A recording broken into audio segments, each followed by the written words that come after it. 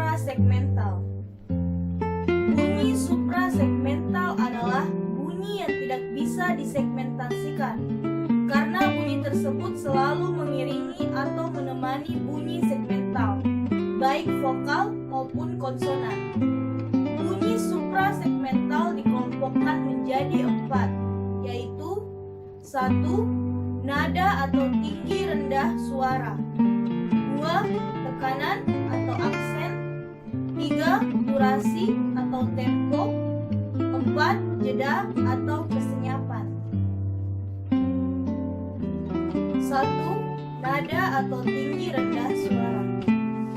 Dalam tuturan bahasa Indonesia, tinggi rendahnya nada suara tidak fungsional atau tidak membedakan makna. Ketika penutur mengucapkan "aku membaca buku" dengan nada tinggi, sedang atau rendah, maknanya tetap sama. Bahkan, penuturan yang diucapkan dengan menyanyi, maknanya tetap sama ketika diucapkan secara biasa. Oleh karena itu, dalam kaitannya dengan pembedaan makna, nada dalam bahasa Indonesia tidak fonemis. Ketika bunyi-bunyi segmental diucapkan, selalu melibatkan nada, baik nada tinggi, sedang, atau rendah. Hal itu disebabkan oleh ketegangan pita suara, arus udara, dan posisi pita suara ketika bunyi diucapkan. Makin tegang pita suara yang disebabkan oleh kenaikan arus udara dari paru-paru, makin tinggi pula nada bunyi dan posisi pita suara. Pita suara yang bergetar lebih cepat akan menentukan tinggi nada suara ketika berfonasi. Variasi nada biasa dipakai untuk menyatakan perbedaan makna pada tataran kata dan perbedaan maksud pada tataran kalimat. Pada tataran kata, variasi-variasi pembeda makna disebut tona, yang ditandai dengan angka Arab. 1 untuk nada rendah setingkat nada do, 2 untuk nada biasa setingkat nada re, 3 untuk nada tinggi setingkat nada mi, dan 4 untuk nada paling tinggi setingkat nada fa. 2. Tekanan atau aksen. Ketika bunyi-bunyi segmental diucapkan, tidak pernah terlepas dari keras atau lemahnya bunyi. Hal itu disebabkan oleh keterlibatan energi otot ketika bunyi diucapkan. Bunyi mendapat tekanan apabila energi otot yang dikeluarkan lebih besar ketika bunyi diucapkan.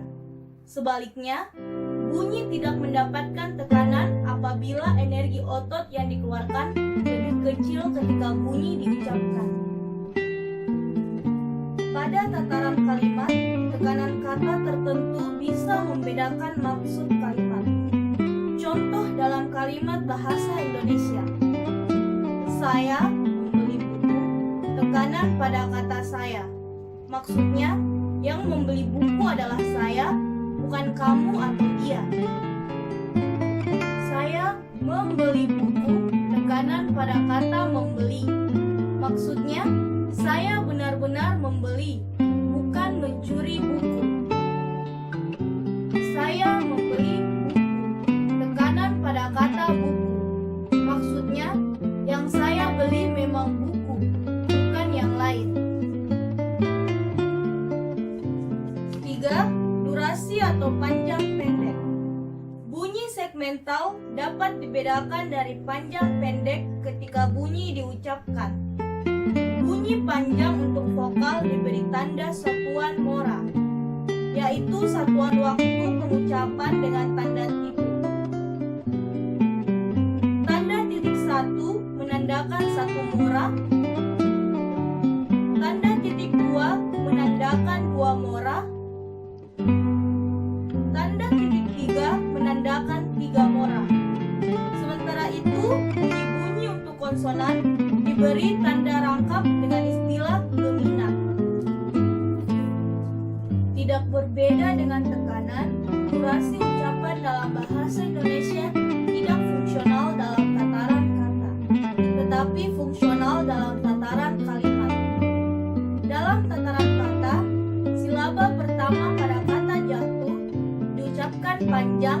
Jatuh bermakna sama dengan ketika kata itu diucapkan panjang pada silaba kedua, jatuh, atau diucapkan panjang pada kedua silabanya, jatuh.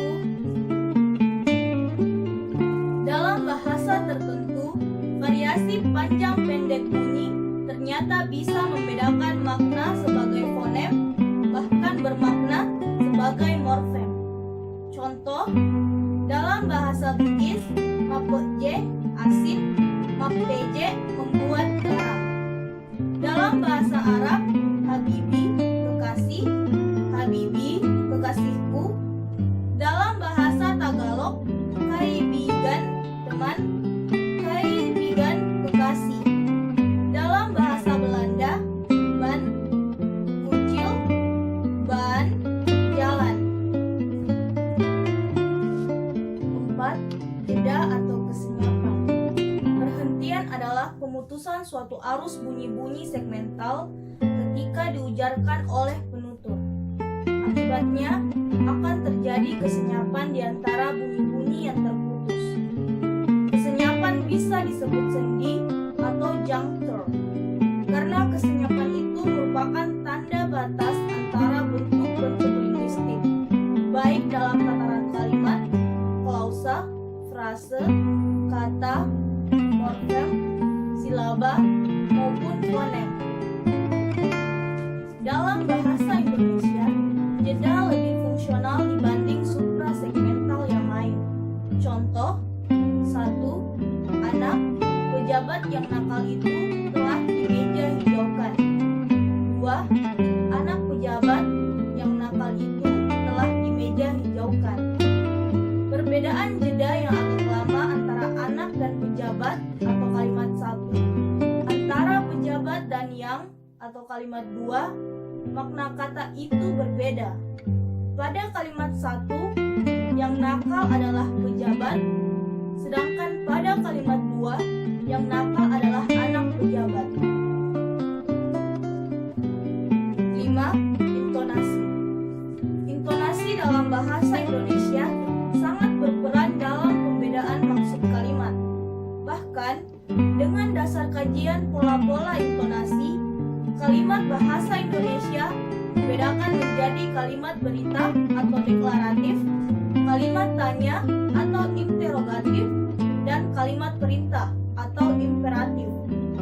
Pola nada dalam intonasi kalimat bisa dilambangkan dengan angka Arab 1, 2, 3, atau garis. Kalimat berita atau deklaratif ditandai dengan pola intonasi datar turun. Contoh kalimat berita atau deklaratif: rumah, rumah, mahal. Dari contoh tersebut terlihat bahwa setiap kalimat berita diakhiri dengan pola intonasi 2, 3, 1. Dalam penulisan pola intonasi, kalimat berita dilambangkan dengan titik tunggal.